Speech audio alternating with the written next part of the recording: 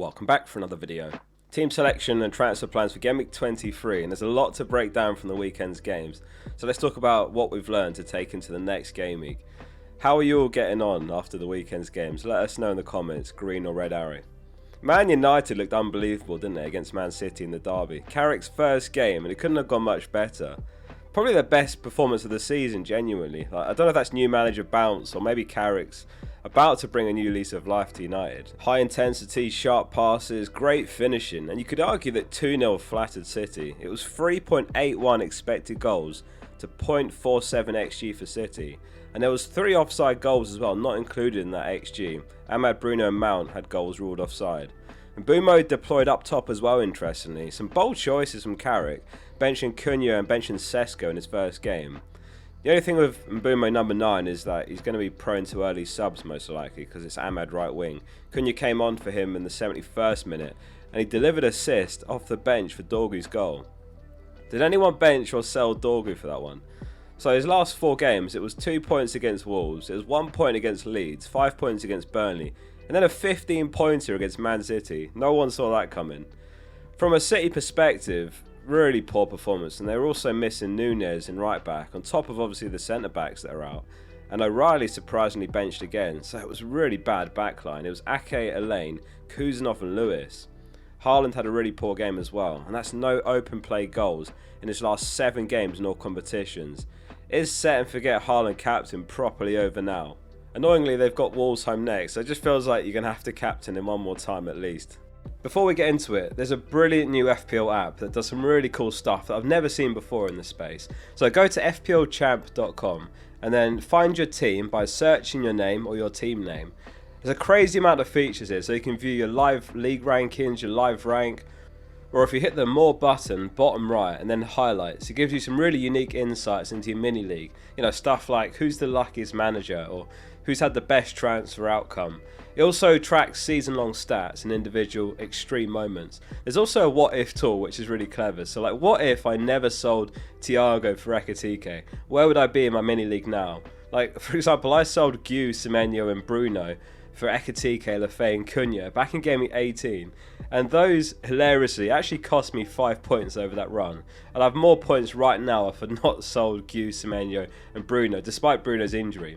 It does loads of stuff that I used to do manually, you know, like which players are the most owned in the league or who could hurt my ranking, who did everyone else captain. There's lots of free features, but for only $1.49, the Pro plan is packed out with a crazy amount of additional features. They've given an exclusive code for the channel as well, FPLFocal20, which gets you an extra 20% off. Check them out today with the link in the description. It's fplchamp.com. Rosigne also enjoyed his first league game in charge. Actually, for Carrick, that actually wasn't his first United games in charge. Some of you might remember he actually managed them for 3 games in 2021, and he went undefeated, by the way, against Villarreal, Chelsea and Arsenal, and now Man City as well. Anyway, 2-0 to Chelsea with a goal from João Pedro, and it was an Enzo assist, but it was basically just a block pass for the assist. So obviously there's been some speculation on Enzo's role. Chelsea played a 4-2-4 build-up shape, and Enzo did still play an advanced role. He's still box crashing.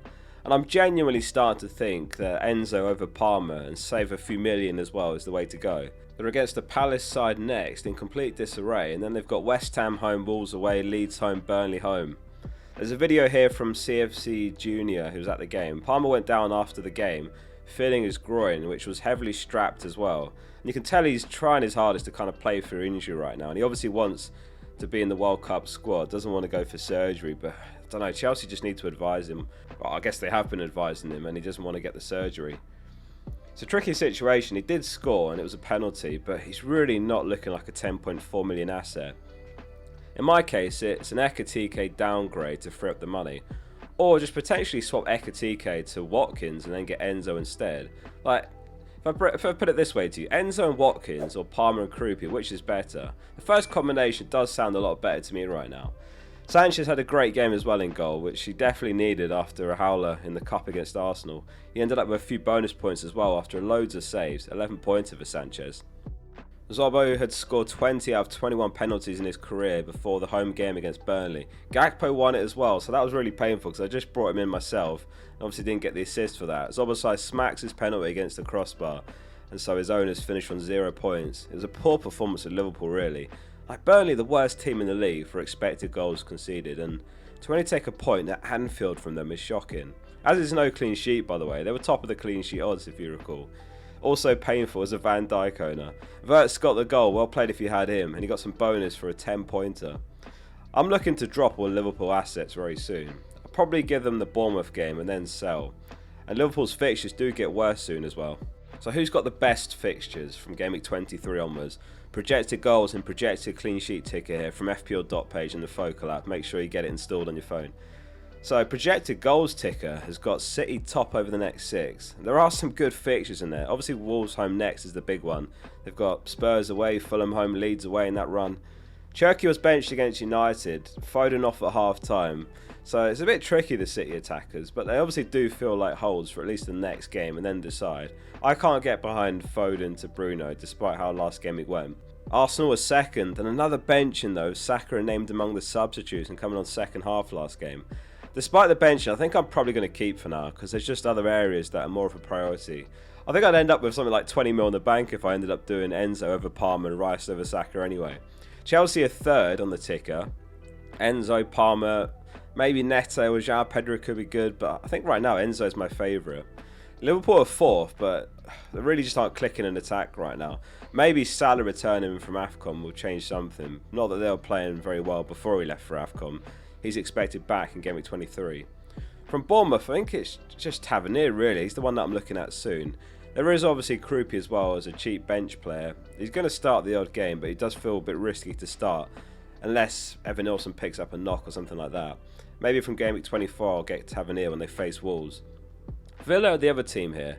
Rodgers and Watkins are obviously the two that look like great picks, and I think any Villa goals, either of those two have got a good chance of being involved, so I quite like the idea of Ekitike to Watkins soon. The projected clean sheets ticker has got Arsenal top, and then it's City, then it's Chelsea, and then it's Liverpool. Defenders are really tough right now, aren't they? Like, I think at this point it looks like the Arsenal triple defence is the optimal setup, honestly. I guess Rice is still going to come good, Saka could still come good, but for how cheap they are, relatively speaking, triple Arsenal defence looks great. If Gueye officially signs for City from Palace, I think he'll be great as well for 5.3 mil. Chalobah from Chelsea, one of the top scoring defenders, he looks good value. I think he's 5.5 mil. Maybe Munoz from Gameweek 26 when they've got Burnley and Wolves, but I don't know, just Palace right now, I just don't feel like buys to me with everything going on. We'll talk about them more in a second. Cash from Gameweek 24 I think looks like a great option as well, and you can start them in every game over that run. But yeah, overall the options do feel a bit limited right now. Maybe everything will become clearer later.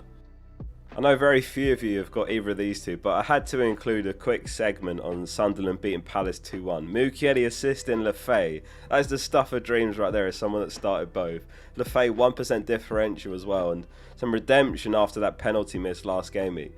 I think that's 98 points Mukiele's on right now. He's something like the 7th top scoring defender. Some unbelievable quotes from Glasner after the game. Actually unbelievable. He came out swinging again here at the board. He said, "I feel that we're being abandoned completely. The worst thing is selling our captain one day before playing a Premier League game. I've kept my mouth shut until now. You get your heart torn out twice this season, both times one day before a game. It happened with Eze and now with Gueye. I heard yesterday we were selling Mark and then we had to deal with it. No team should do this. Crystal Palace are fine to end the season like this. With Glasner or with another manager, I don't know." So yeah, Sunderland go unbeaten in 11 home Premier League games. Absolute fortress, what a team. But from a Palace perspective, it's just looking really bleak, isn't it? And I don't know which Palace assets I want, if any, when they've got those fixtures, Burnley home, Wolves home. It kind of sounds like Glasner's completely done and he just wants to sack and then he can put his feet up for the rest of the season. Arsenal have had consecutive 0-0 draws in the Premier League for the first time since their opening 2 games in the 2012-13 campaign. That was against Sunderland and Stoke. Forest had no shots on target, so defensively brilliant as expected. They did the job, but failed to take the chances at the other end of the pitch. And there was one particular chance, an absolute sitter for Martinelli, and he somehow put it wide. A Saka benching as well. I mean, evidently Arteta's looking to manage him better than he has in past seasons where he's gone on to get injured. Obviously, he's got Madueke for depth right now, which he didn't have before. 2.1 expected goals for Arsenal. A really good point for Forest, though, and good subs made by Dyche. In other news, Leeds wiped Fulham's clean sheet in stoppage time, 91st minute I think it was. Another painful moment for all the Anderson owners. By the way, he also finished on 9 DEFCONs, Anderson. Stack and Bio also missed out for Leeds that game, but they still got the 3 points.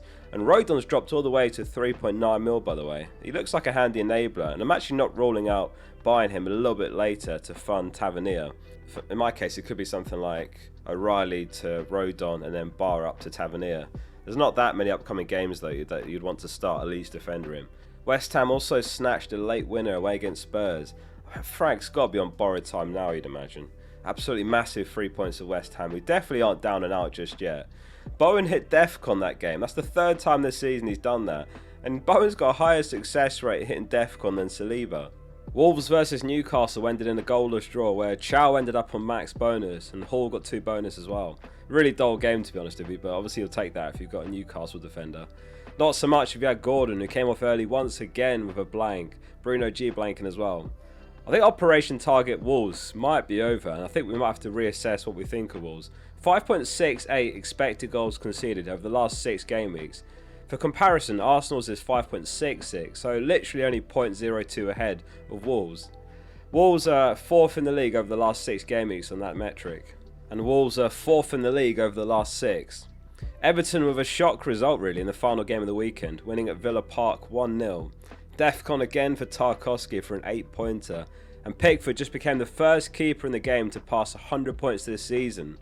Garner also with a record game week, 29 defensive contributions, the most on record ever.